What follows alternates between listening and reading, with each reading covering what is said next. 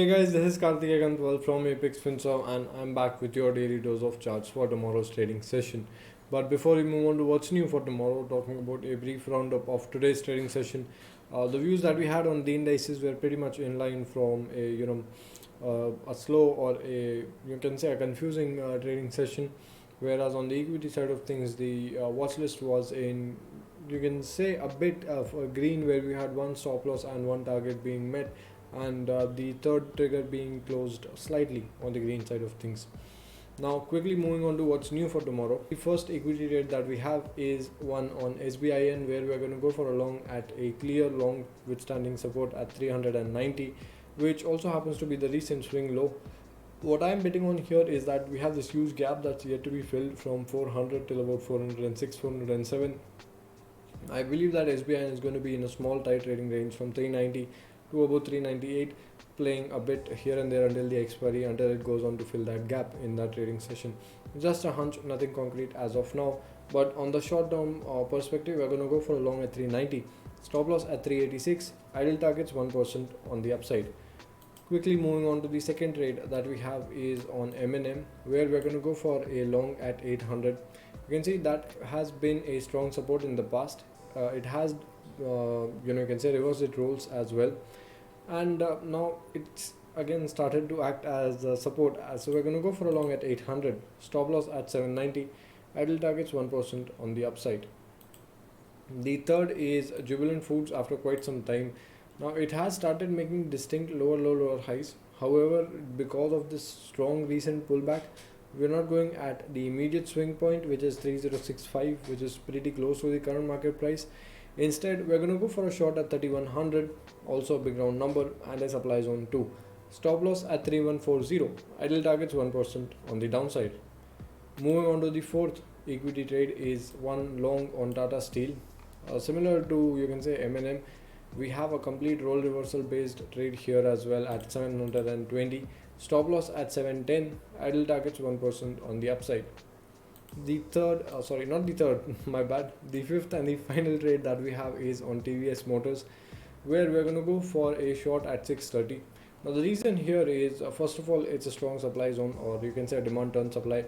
That role reversal is yet to happen. It did break that very strongly, and it is now on its way up back to retest that zone. So we're going to go for a short there, stop loss at 640, idle targets 1% on the downside. Now coming on to the index side of things, for tomorrow's trading session, from the charts for Nifty, I would say we have a distinct trading range here from about 14715 till 14815. Break of this trading range on the upside or on the downside can give a very simple and easy 80 to 100 points ka move. So you can get a really simple 1:2, or if you're really lucky, even a 1:3 RR wala trade in tomorrow's trading session if we have a break of this trading range.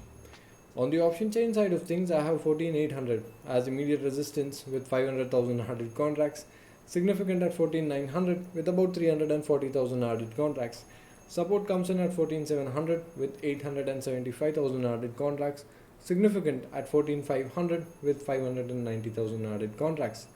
The support, the PCR of volume comes out to be at 0.9, which is you can say moderately bearish. It's a lot better than what we had yesterday, the effect of which you can say was visible today as well, wherein we did have a really nice and strong opening, but that opening wasn't really sustained and the entire day went in a sideways. But you can say it's volatile, but at the same time, if you are good with price action, or if you understand basic price action, you can say that the entire trading session was contained between these minor structure swing legs from 14800 till about 14650. It's a broad trading range, but still it's a range nonetheless.